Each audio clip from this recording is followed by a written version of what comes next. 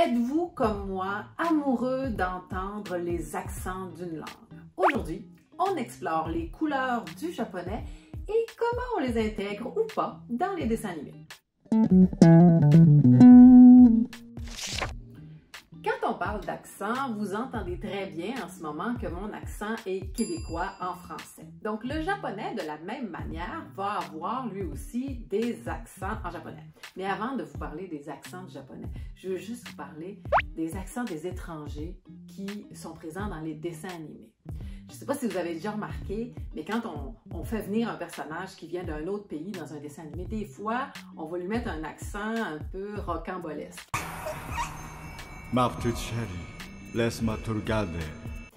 On peut penser dans Naruto à Killer Bee, qui a un accent un peu anglophone, on n'est pas trop sûr, qui s'exprime avec des phrases de rap constantes. Donc là, vraiment, on a choisi d'y aller là, de façon un peu humoristique.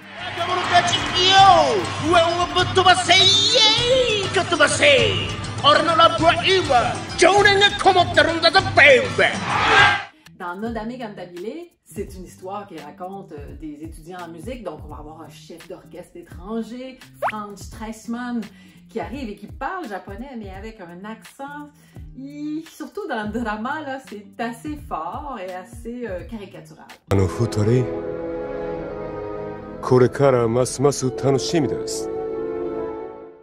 Ça peut être très bien fait. On peut entendre aussi de l'anglais dans les dessins animés et même parfois du français. Je pense dans Yuri on Ice, Victor, qui s'exprime quand même bien en français. Hey, salut Victor! Salut Stéphane,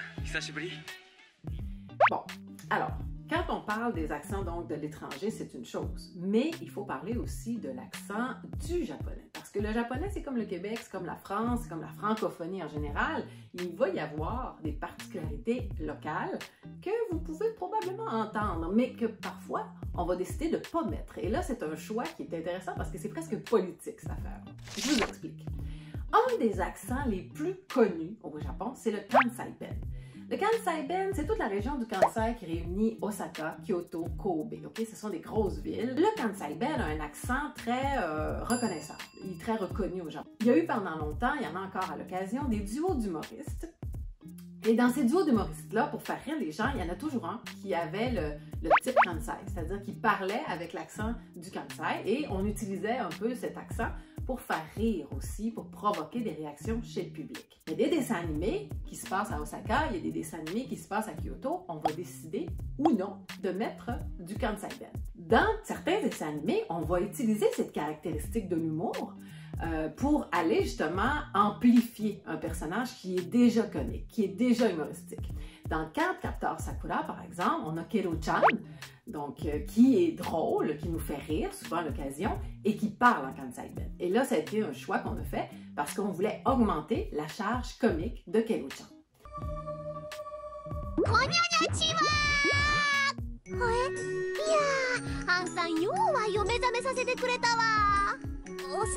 Mais il n'y a pas que le Kansai-ben. À peu près toutes les régions du Japon, les grandes régions, là, vont avoir un accent, mais il n'est pas toujours souligné. Donc, par exemple, vous avez Hokkaido, qui est l'île du Nord.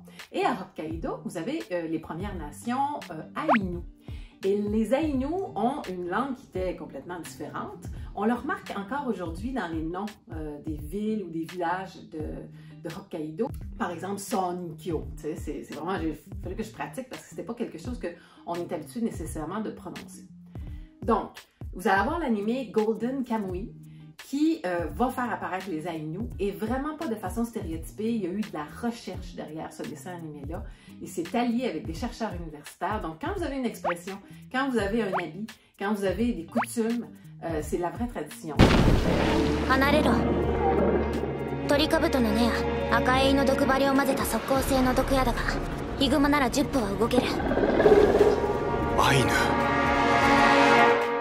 Si on descend plus bas, vous allez avoir d'autres îles au Japon. Vous savez, c'est constitué de plusieurs grands ensembles d'îles. Donc, vous allez avoir Kyushu et plein de petites îles qui sont sur le côté entre le Japon, la Corée. Barakamon est un manga qui est un dessin animé qui va utiliser l'accent, même c'est le titre de chacun des chapitres, c'est un mot typique de la petite île sur laquelle se retrouve le personnage principal. Donc là, voyez-vous, on a fait appel au dialecte local. Donc, ça devient vraiment important. Et entre parenthèses, on nous marque ce que ça veut dire parce que c'est tellement typique, c'est tellement différent du reste du japonais que pour certaines expressions, ça ne sera pas compris par les gens qui regardent le manga ou le dessin animé.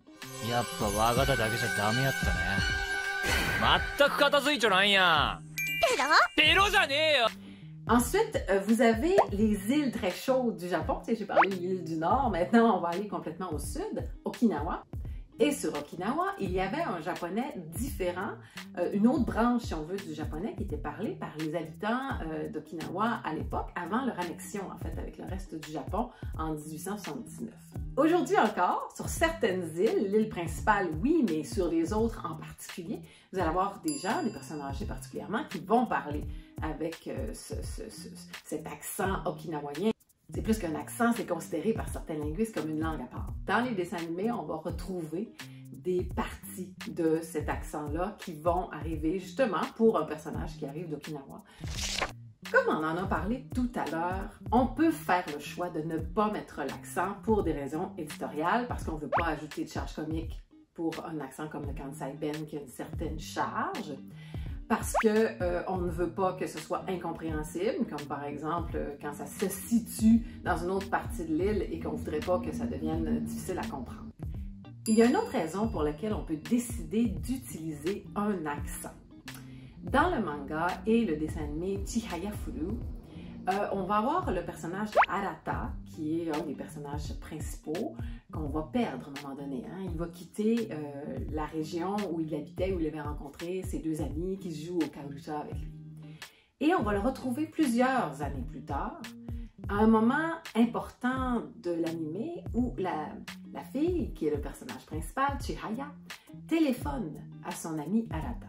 Et ce qu'elle entend, c'est son ami lui répondre avec l'accent de Fukui, la ville où il habite. Taichi, 俺にとってチームは唯一太一と千早やったんや。